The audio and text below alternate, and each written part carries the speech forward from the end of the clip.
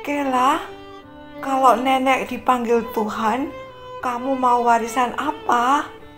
Wah, Kela pengen dapat warisan iman, Nek. Memang, nenek nggak punya barang berharga untuk diwariskan. Sebenarnya, uang yang banyak seringkali membuat orang malas berjuang. Tapi, nenek akan wariskan iman, serta semangat untuk berjuang agar nama Tuhan dipermuliakan. Mau, Nek. Itu sebabnya Kela mau melatih dengan merenungkan firman Tuhan setiap hari. Dan Kela juga mengajak teman-teman mengamati apa yang dilakukan bekas panglima perang Saul ini untuk menghalangi pemerintahan raja yang dipilih Tuhan. Mari.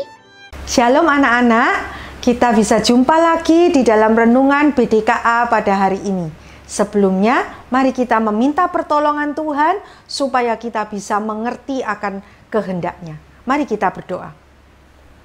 Allah Bapa yang bertahta di kerajaan surga, sungguh kami bersyukur kalau kami masih diberi kesempatan untuk boleh merenungkan firman Tuhan pada hari ini.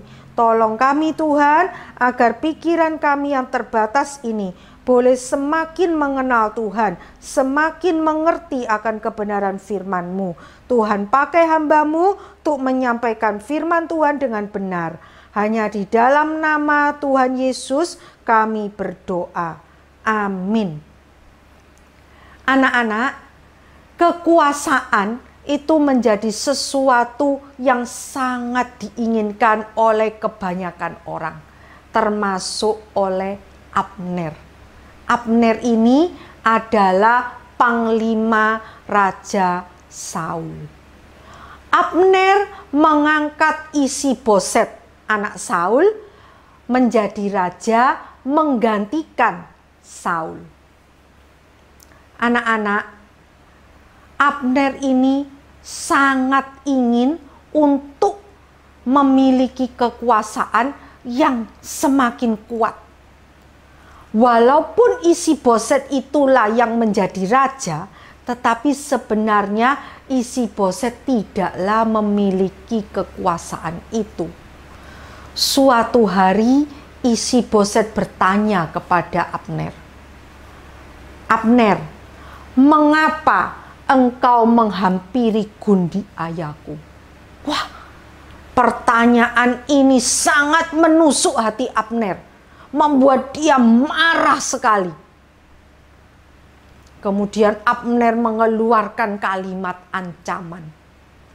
"Kiranya Tuhan menghukum Abner jika aku tidak melakukan terhadap Daud seperti apa yang sudah dijanjikan Tuhan, yaitu mengalihkan kerajaan ini dari Saul kepada Daud."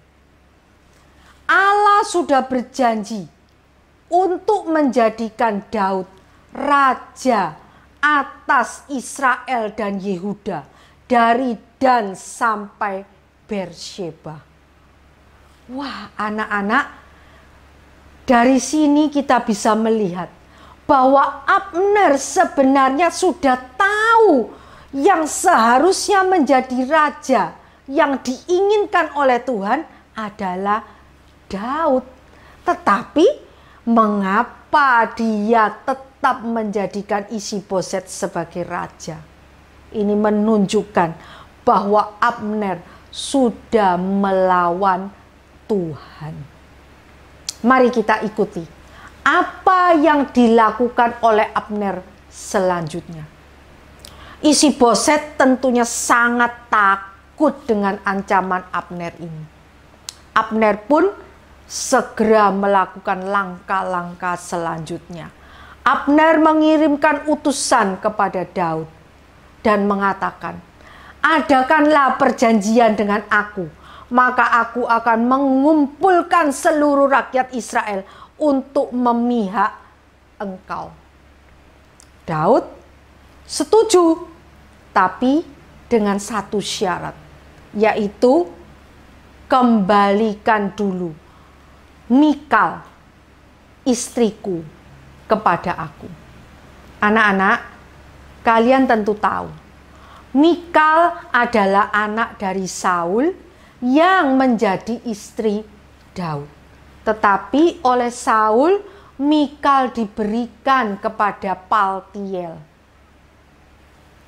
Kemudian Daud mengirimkan utusan kepada Isi-Boset dan mengatakan, kembalikan Mikal kepadaku.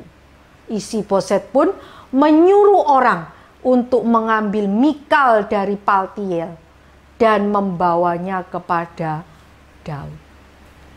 Apa yang dilakukan Abner selanjutnya? Abner menemui tua-tua Israel dan mengatakan kepada mereka, kalian tentunya menginginkan Daud menjadi raja.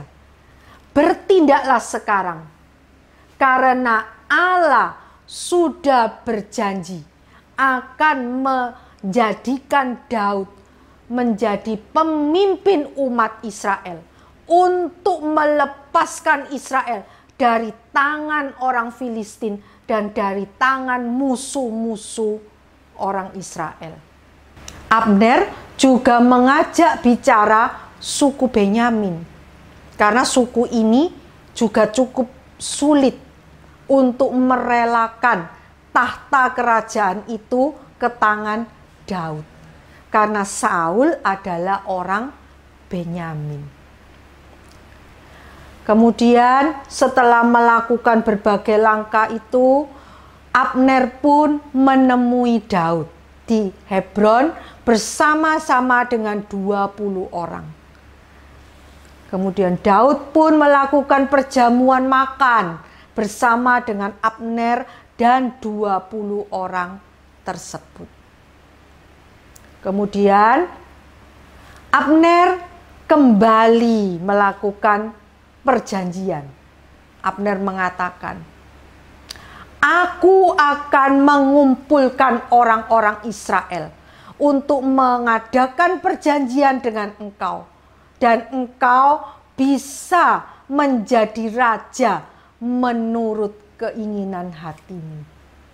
Setelah perjamuan makan selesai, Daud pun membiarkan Abner pulang dengan selamat.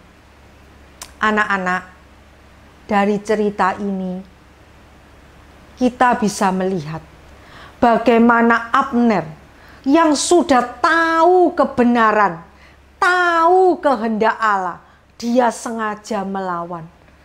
Dan dengan sombongnya dia merasa, kalau aku tidak memihak kepada Daud, maka mungkin kehendak Allah itu tidak bisa terwujud. Kehendak Allah untuk menjadikan Daud sebagai raja tidak bisa terwujud. Wah, anak-anak, ini satu kesombongan manusia ya. Seringkali merasa perlu dirinya menolong Allah untuk mewujudkan kehendaknya. Anak-anak, perlu kalian ketahui bahwa Allah adalah raja atas alam semesta ini. Raja yang harusnya kita taati. Allah memiliki kuasa untuk memilih dan menempatkan orang untuk menjadi raja. Dan Allah pasti punya cara Allah sendiri untuk mewujudkan kehendaknya. Bahkan Allah bisa memakai manusia yang melawan dia, seperti Abner, untuk mewujudkan kehendaknya. Marilah anak-anak, kita taat kepada Allah yang adalah raja atas alam semesta ini. Kita tidak perlu merasa berjasa ataupun merasa perlu untuk menolong Allah. Kita cukup taat kepada Sang Raja, yaitu Allah atas alam semesta ini. Mari kita berdoa. Allah Bapa yang bertahta di kerajaan surga, terima kasih Tuhan, Engkau mengingatkan kami untuk keluar dari kesombongan kami dan kehausan kami akan kekuasaan. Tuhan, tolonglah kami untuk tahu diri, menempatkan diri kami sebagai budak dari Raja atas alam semesta ini. Tolong kami untuk bisa taat kepada Allah yang adalah Raja atas alam semesta ini. Terima kasih Tuhan, hanya di dalam nama Tuhan Yesus kami berdoa. Amin.